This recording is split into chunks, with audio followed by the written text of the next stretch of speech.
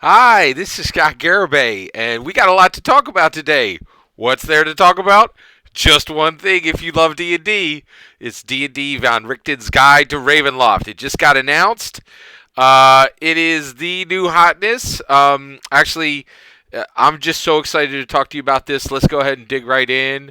So, what are we talking about today? Well, the biggest thing is this is the new book, right?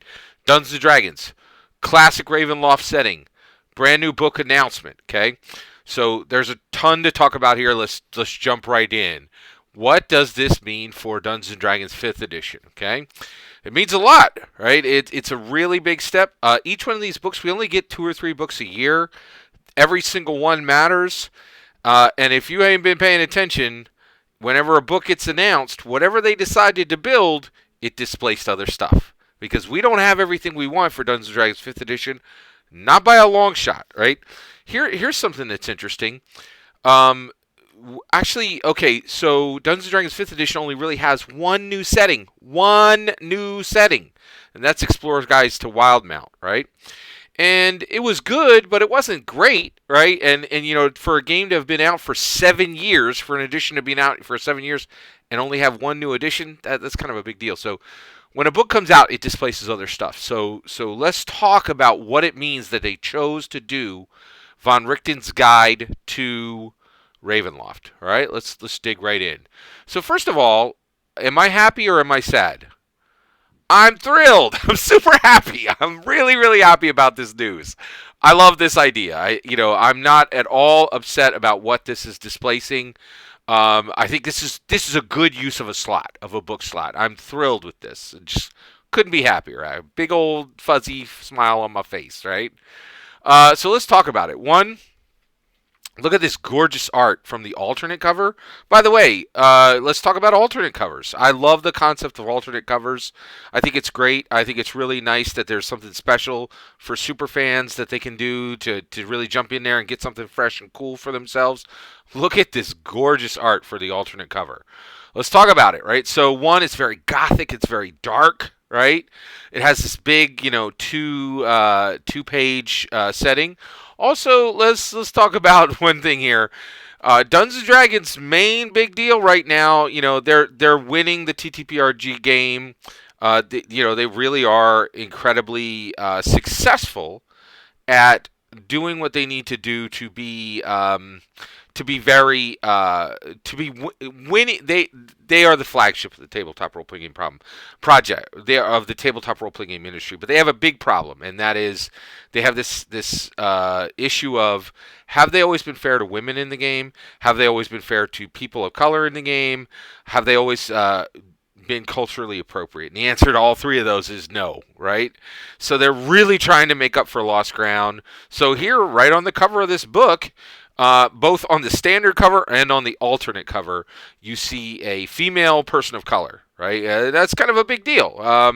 And by the way, that's the way it looks to me. If you guys are seeing something different, please correct me. But I think you're seeing a female person of color. It's a very specific choice, right? They're doing this to make up for lost ground, which I think is good, right? The reality is, the game was never really as accessible to women as it was to men. I think that has changed, and I think it is accessible today. It's as accessible to women as it is to men. I don't, and if you look at the art, there's lots of representation of females in the game. I think they're still fixing the person of color issue, and they're getting close on the whole cultural appropriate content, right? So this is good. It's a step forward. So they continue to address this in every single book because they know it's all that people on Twitter talk about. So it's an issue. So they're doing what they can. So let's talk about everything I think is good with the choice of this book. Okay. By the way, I think this is all. It's almost all good. If I say a few, I'm thrilled with this. I think, and there's a whole lot good that we can all celebrate with this book. Let's dive right in. Okay. So one, I think this book honors Gary Gygax. Right? You're going back and you're embracing the old, but you're going to look at it from a new perspective. It honors Gary Gygax. That's important to me. I think every book needs to be remembering Gary Gygax, the creator. I don't think we can ever forget him. Honestly, it is my opinion that there should, in his home state, there should be a statue of Gary Gygax that is taller than the Statue of Liberty. That's something that we got from the French, I think. Our own, we should celebrate our own people more than a French gift. So I think there should be a statue taller than the Statue of Liberty in Gary Gygax's home state, which I think is Illinois. No, no, no. I'm sorry. It's Wisconsin. Wisconsin. One of those heartland states. I know you're going to correct me if I'm wrong, so you can put it right in the comments below. But this honors Gary, and I think that's fantastic. And we really, Gary Gygax has not even remotely been honored to the level he should be. He hasn't been recognized, like the creators of jazz, the creators of baseball, the creators of comic books. He's really just famous and loved by tabletop role-playing games, man, and that's not correct. He's an iconic American hero for the entire nation. He created tabletop role-playing games not just for America, but for the world. For us first, but for the rest of the world as well. And I think that's important. So this book honors Gary Gygax by celebrating what's old and trying to bring a fresh new take on it, which is what.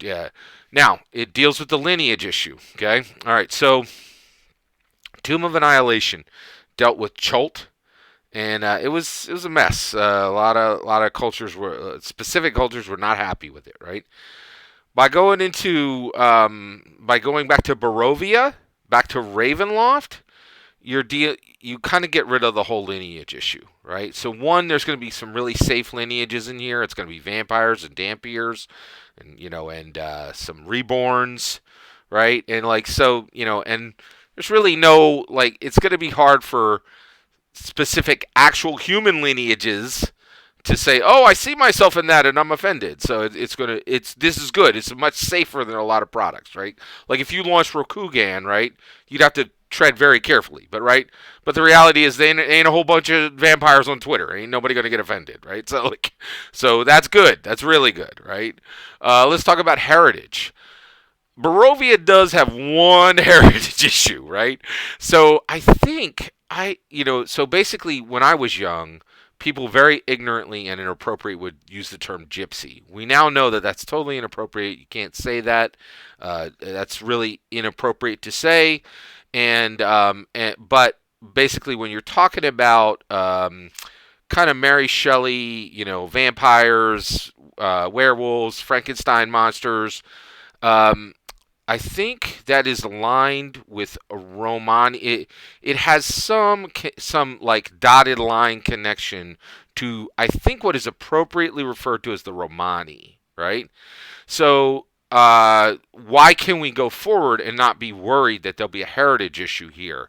Well, I think it's going to be pretty easy to not offend the Romani in this because one, I don't think this is understood now, right? So they're really no one who's read a book in the last 15 years uses the term gypsy anymore to refer to anybody, right? It's just an inappropriate term, and it should never be used, right? So basically, the Romani I do think are kind of they have a dotted line connection to Transylvania, vampire stuff, werewolf stuff. Frankenstein, gothic horror type elements. When people think of the Romani people, they might think of a connection to that. The same way if I was to think of Italy, I might think of, good, strong Italian foods, right? But it's generally not a negative at this point, and I don't think the Romani are offended by it. They're saying, hey, there's some fog and some trees where we live, and not every, and this isn't offensive to us, and as long as people aren't calling us, outright slurs, that it's okay to. I don't think there's a lot of offense attached to those dotted line connections, right? And so there's and also cultures can own and say, hey, this, our we do have this within our history. It's okay to talk about this, right? And I think overall the Romani are not truly offended by any of those connections. So I think it's safe to proceed. I think Wizards of the Coast is fully aware of the dotted line connections, and they're going to tread very, very carefully to make sure that this is fully respectfully to the Romani, right? And they even use a different term. Like they don't even use Romani anymore. So it's going to be fully safe. And I don't think it's going to be difficult to get there, right? So I think it's going to be safe from a heritage issue. All right. This is classic but exciting. It's old school, right? But Curse of Strahd is one of the most successful adventures they've ever done, right? People loved it, and I actually loved it too.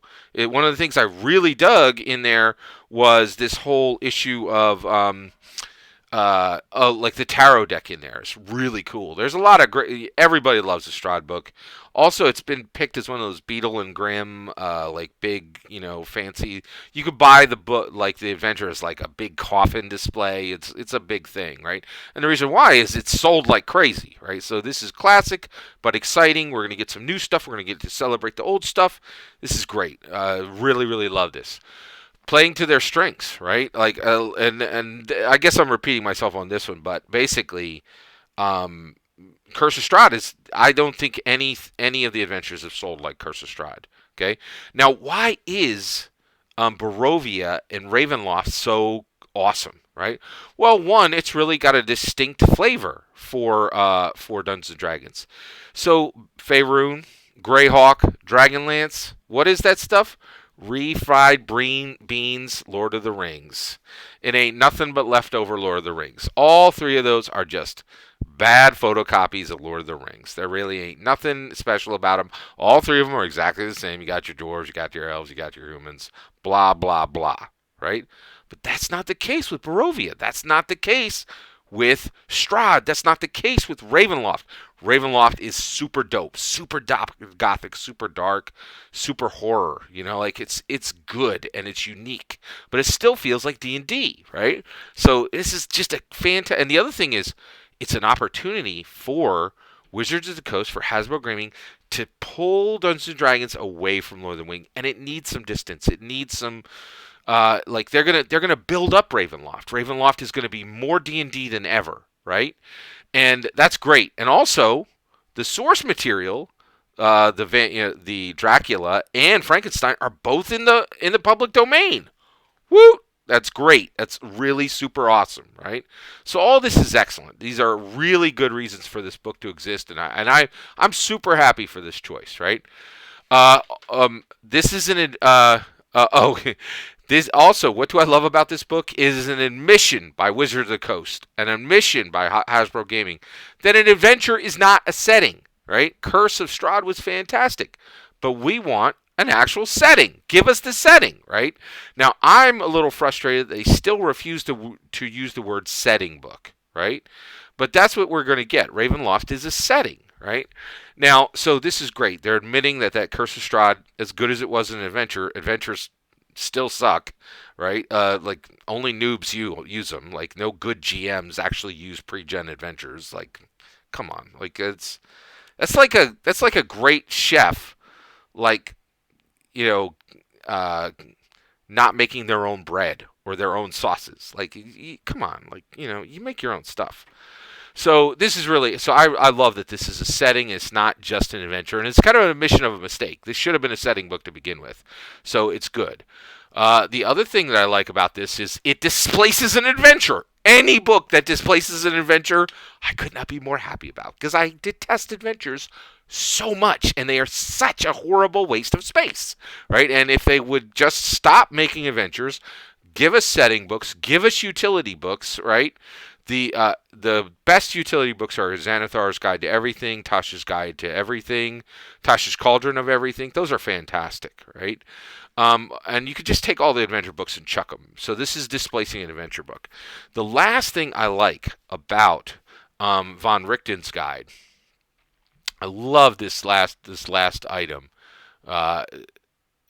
is the last thing I really love about von Richtens is it is bringing Ravenloft forward and the mists, right? So Ravenloft is such a cool, unique setting because it invades other settings. So the mists actually travel through the planes, right? And Ravenloft can invade your current setting And there's a Dungeons and Dragons tradition of this, of Ravenloft rolls in like a fog and comes into your Eberron setting, and comes into your Faerun setting, and comes into your Greyhawk setting, and comes into your Dragonlance setting, and comes into your Thracion. That's my custom setting, right? It comes into whatever setting, and it just rolls through.